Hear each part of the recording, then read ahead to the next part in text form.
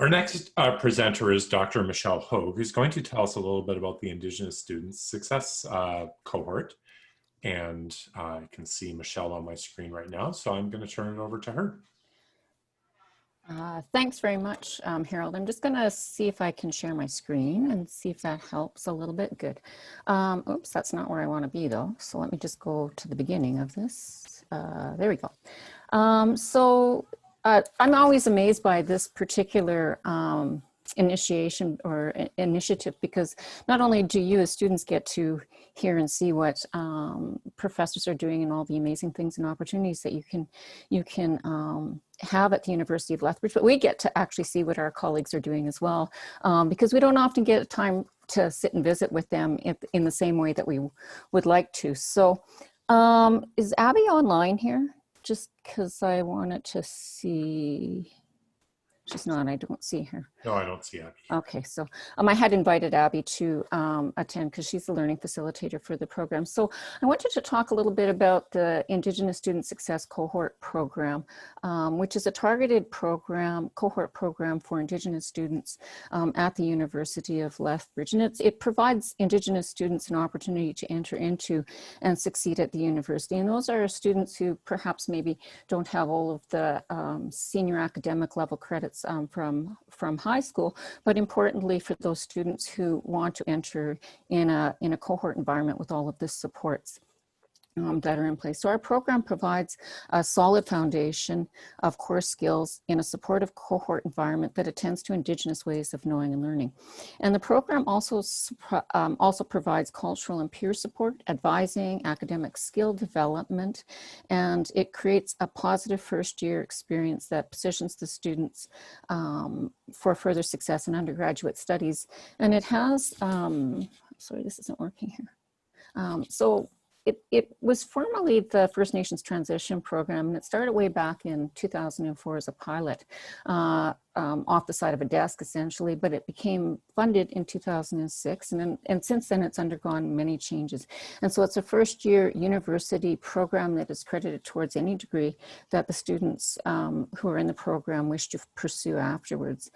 One of the amazing outcomes of our academic quality assurance review was that it showed that students who came through our program were retained at a 10% higher rate than any student who came through the front door. And so it became a model for, I know Shelley might not be here, but it became a model for a lot of the other cohorts.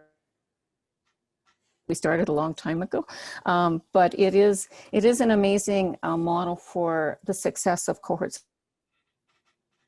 Australia, because cohorts do work really well. But we recently underwent a name, the Indigenous Student Success Cohort program. So how the program works is that we take a maximum number of students, 30 students per academic year. We've now increased that to 60 going forward with funding support that I'll talk about in a minute. But in the fall semester, the students take a set of courses together, the Quest for Success, a mathematics course, a library science course, a writing course, and then they can select from a set of electives that they might want to choose from, so biology, anthropology, or sociology. I think one of the things that is important about this program is that the instructors and professors who teach in this program have been doing that for a long time, and they have a very dedicated passion to enabling Indigenous success. And that's really important given the location of the university within the traditional Blackfoot territory. And so we have a large draw within the territory, but we also extend across the nation as well. So following that, students then move into the spring semester and they take a smaller set of courses together. And again, that's to keep the community together and to have that cohort model and support. But then they can select from a larger set of courses that again we select for based on our amazing professors that teach within the program.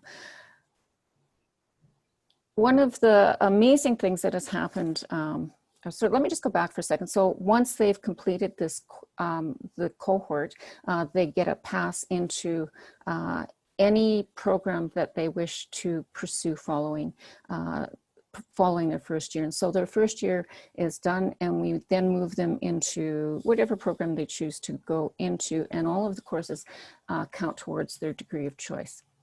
One of the great things that has happened lately is that the MasterCard Foundation, which is different from the MasterCard credit card company that you're used to, is a foundation that has decided that they fund different initiatives around the world. And so they've recently decided that they would fund Indigenous education in Southern Alberta. And so it's a partnership between the University of Lethbridge, the MasterCard Foundation, and the Blackfoot Confederacy. And it's to support Indigenous education, both from K to 12, as well as in post-secondary education, and specifically transitioning into post-secondary education. And this year, we were going to increase our numbers to 60, but because of COVID, we kept our cap at 30. And I had actually expected that that would be a challenge, but we've actually met and exceeded our cap. So that's fantastic news for us. And the MasterCard Foundation provides funding for all technology for our students, as well as tuition and books. And so that's amazing. And it's an amazing pathway for students who wish to come to the university. I think one of the things that is interesting is that the story of Indigenous education is very similar around the world. And so our program is also partnered with another program in Australia, the Preparation for Tertiary Success program at Batchelor Institute of Indigenous Tertiary Education there. And so we have a collaborative relationship across the equator, and our students in the program meet virtually. They would like to be funded to travel there eventually, Matt. They would like to be funded to travel there for, in the real at some point, but they meet virtually with students in Australia, and they share their stories and their experiences. And so that's become an amazing connection to know that the story of Indigenous plight, if you want, for lack of a better word, but also Indigenous education is similar, and what can students in Canada and Australia or North America and Australia and New Zealand learn from each other. Just to finish with some of the feedback, many of our students who move on go on to graduate school and do very well. I think one of the things that is foundationally important for me is that most students say that if it weren't for the program, they wouldn't have succeeded.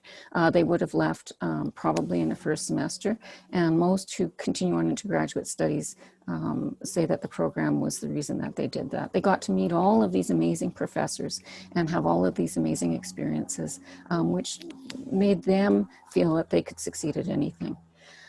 So I won't go through all of these, but I think one of the things that was the biggest challenge this year was moving online. And I really do have to acknowledge the university for really helping us get this semester and this year online, because Indigenous ways of knowing and learning are hands-on learning by doing, and going to an all online technologically based education platform is really tough, particularly when you don't have good internet. And our students are so creative.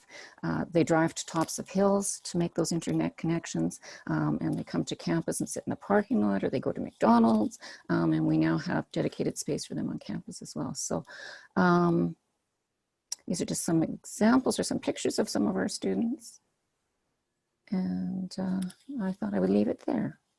I am very lucky. As I said, it is a team of instructors who work in the program. We've been doing this for a long time. I'm just fortunate to be able to coordinate and work with these amazing colleagues. I have an amazing learning facilitator, Abby Morningbull, who I had asked to be here, but is obviously very busy with a very small child, and so it isn't here.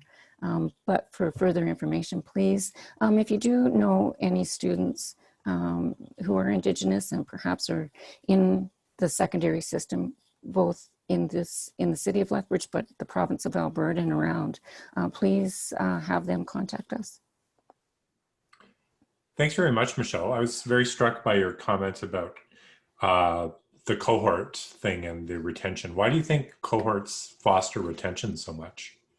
Because it builds community. And, you know, I think one of the things, and just thinking about Australia too, it is that sharing of experience. It is that connection. You know, when you're having a tough time, somebody else might be having the same tough time, and so you can share that. But it's also about the learning environment, learning together, learning in a similar way, and sharing and learning from each other, mentoring each other as well. Yeah, I've been struck watching students go through cohort experiences, just how powerful that is, that you're in this together, and that sense of belonging. So that's why I encourage any student who has a chance to participate in this to take advantage of this incredible opportunity. I think it's amazing. And I think the liberal education cohort is an amazing example of that as well. You know, it just provides that environment. You know, coming from high school or coming, you know, if you've been out of school for a long period of time, it's tough. And, you know, you might feel like you're the only person. Some of my students, for example, are first generation post-secondary education students. And so that is a challenge when you come to an institution where you feel like you're the only person. And when you're in a difficult situation, sometimes you feel like you are the only person. And to have a cohort to talk to and to learn that you aren't alone is really important, I think. Yeah, I agree completely. Well, thank you very much for Thank you. letting me know about that, Michelle. So.